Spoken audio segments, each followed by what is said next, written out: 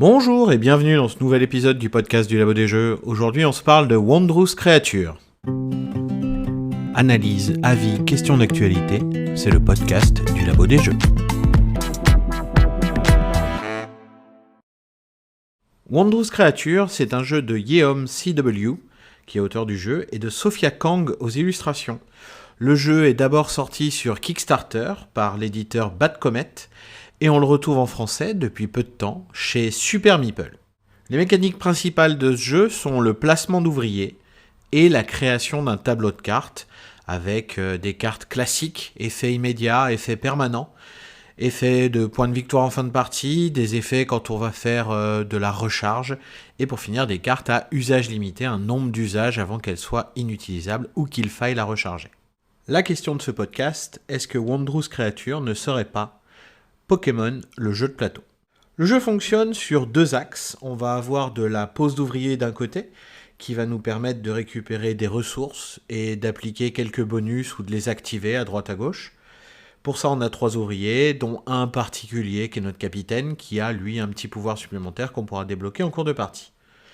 De l'autre côté, classique aussi, on va avoir un tableau de cartes qu'on va créer au fur et à mesure.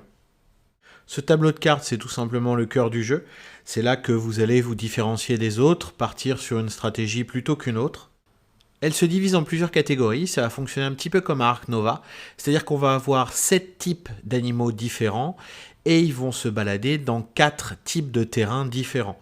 Tout ça fonctionne avec des badges, comme ça on n'est pas perdu, on sait très vite quel animal se balade où et ça nous permet de mieux les repérer pour pouvoir ajuster notre stratégie en fonction.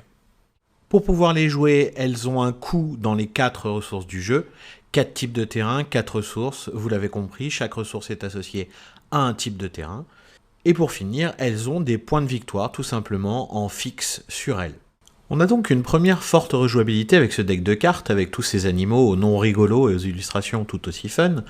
Mais il n'est pas tout seul. En réalité, ce qui va renouveler vos parties, ce sont les cartes de scoring. Vous allez les placer au début de la partie en bas du plateau central, et c'est ces cartes-là en fait qui définissent les voies que vous suivez et les courses, parce que c'est tout simplement des courses, sur ces différents objectifs pour arriver avant les autres à déclencher la fin de partie et à accumuler le plus de points sur la route pour espérer tout simplement gagner la partie.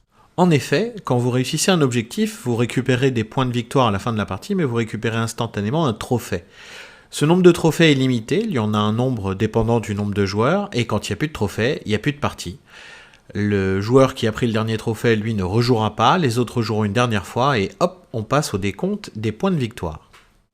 Alors, ce Wondrous Creature, en fait, il est à la croisée des chemins, pour moi, entre Everdell et Ark Nova. On va essayer de détailler tout ça. On va commencer par le côté Everdell. De ce côté-là, j'y vois les ouvriers qu'on utilise, ici aussi, pour récupérer des ressources, choper du bonus à droite à gauche, et également un petit peu ce tableau de cartes, même si dans Everdell il est limité à 15 cartes, alors qu'ici, il n'y a pas de limite. Vous pouvez poser des cartes dans tous les sens comme vous voulez. Mais dans les deux cas, on a une double mécanique. D'un côté, je pose des ouvriers pour récupérer de la ressource, de l'autre côté, je pose des cartes pour créer un tableau qui va me rapporter, je l'espère, le plus possible en fin de partie. Du côté de Ark Nova, ça va plutôt être ce côté gameplay de course, et on va le voir après, un point négatif qu'ils ont en commun. On a également le principe des badges, comme je vous l'ai dit précédemment, les espèces d'animaux et les lieux dans lesquels ils vivent sont des badges, ça permet de repérer instantanément les informations dont on a besoin. Merci Terraforming Mars, merci Ark Nova d'être passé par là. Maintenant, on sait travailler avec ça, et franchement, ça fluidifie le jeu énormément. Toute petite aparté en passant, Wondrous Creature est quand même plus léger qu'Ark Nova. On est sur un jeu initié, début de gamme initié, certains pourraient même le mettre en familial plus. Si vous voyez ce que ça veut dire, tant mieux, sinon c'est que c'est un jeu tout à fait abordable par énormément de joueurs, qu'ils débutent ou non dans le monde du jeu. Passons à ce point négatif qu'ils ont en commun, Ark Nova et Wondrous Creature, ça va être le nombre de joueurs autour de la table. J'ai pas l'impression que jouer à 4 ou à 3 apporte énormément de gameplay et donc justifie de jouer à 3 ou à 4. À 2, j'ai déjà tout le jeu, j'ai déjà tout ce qui me plaît, tout ce que j'ai envie d'y voir. Pourquoi jouer à plus? Ça va rallonger les tours, il y a des fois vraiment on s'ennuie. J'ai vu des joueurs toucher leur téléphone portable, ce qui pour moi est un énorme red flag sur un jeu. C'est-à-dire que si vous sortez votre téléphone portable, c'est que vous vous ennuyez ou que vous n'êtes plus dans la partie, parce que ce que font les autres ne vous intéresse pas, et donc il y a un souci. C'est pour ça que je préférerais pour l'instant et de très loin y jouer à 2. Une fois que je maîtriserai le jeu et que je connaîtrai des joueurs qui le maîtrisent également, alors là, sans souci, j'y jouerai à 3 ou 4. Mais pour la découverte, je vous le conseille vivement, 2 joueurs, c'est déjà excellent. Parlons maintenant de son point fort principal, c'est que ce jeu est tout simplement beau. En tout cas, moi, ça me parle énormément. Les illustrations sont vraiment en adéquation avec ce thème tout à fait kawaii. On a des petits animaux dans tous les sens, vous allez voir, vous allez avoir, qu'est-ce que je pourrais vous dire, le hiboulette, donc un petit hibou en forme de boulette. On va avoir le fameux Omar Sy, on va avoir le Dragoldorak si je me gourre pas. Enfin bref, c'est hyper joli, c'est très choupinou et ça marche extrêmement bien.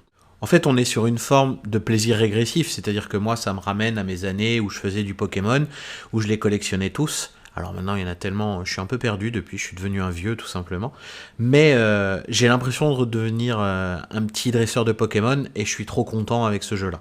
On va se rajouter les meeples. Alors, les principaux meeples, les animaux qui vous servent à être posés sur le plateau, eux, ils me font penser à des films de chez Ghibli. On est sur des trucs, encore une fois, kawaii, ça marche très très bien. Et puis en plus, qu'ils ont rajouté, puisqu'ils sont passés par un Kickstarter, donc il fallait qu'il y ait quelque chose de débile, et ben on va avoir des meeples qu'on rajoute par-dessus, aimantés, pour faire votre capitaine, celui des 3 meeples que vous avez qui est amélioré. Il y a un capitaine aimanté qui vient se poser par-dessus. Ça aussi, c'est une bonne idée au final, ça fait un bel objet, et ça a son effet autour de la table. Quand les joueurs aimantent leur personnage sur le meeple, ils font « Ah, c'est terrible, j'avais jamais vu ça avant ». Au final, Wando's Creatures, c'est un bon jeu. Il peut facilement remplacer un Everdell. Il a un matériel quali lui aussi. Everdell avait son arbre en 3D qui était super, mais qui au final, on savait jamais où le ranger. Et si on le démontait à chaque fois, il s'abîmait tout de suite. Donc il y a bon nombre de ludothèques où vous avez un arbre d'Everdell posé par-dessus. Bah voilà, vous savez pourquoi, c'est parce qu'on le range pas. Dans Wando's Creatures, ce sera plus simple, puisque vu que c'est des meeples aimantés, ça va, ça rentre dans la boîte. Mais je pense qu'il remplace Everdell. Je pense qu'il peut facilement prendre sa place. Il est vraiment taillé pour plaire au plus grand nombre. Ce côté licence Pokémon, à peu près, ça marche très fort et c'est hyper malin, ça aussi. Du coup, le public visé est vachement large. Mais pour autant, ça plaît à des joueurs classiques qui ont l'habitude de jouer à des jeux. Donc si votre truc, c'est le kawaii, les jeux un peu tranquilles sans qu'on vienne trop vous embêter, et la satisfaction en fin de partie d'avoir réussi ce que vous vouliez faire, je pense qu'avec ce Wando's Creatures, vous allez être servi. Il n'y a pas trop à hésiter. Le prix est assez correct. On a une 50aine d'euros, ce qui est quand même très correct pour un jeu comme ça. Voilà. En tout cas, moi, il me plaît beaucoup. Il va rester dans la ludo. Et puis, j'espère que je vous ai donné au moins envie de l'essayer. C'est tout pour moi. Et je vous dis à bientôt pour un nouvel épisode du podcast du Labo des Jeux. Vous pouvez également nous soutenir grâce à notre Ko-fi, dont on vous met le lien en description. Merci.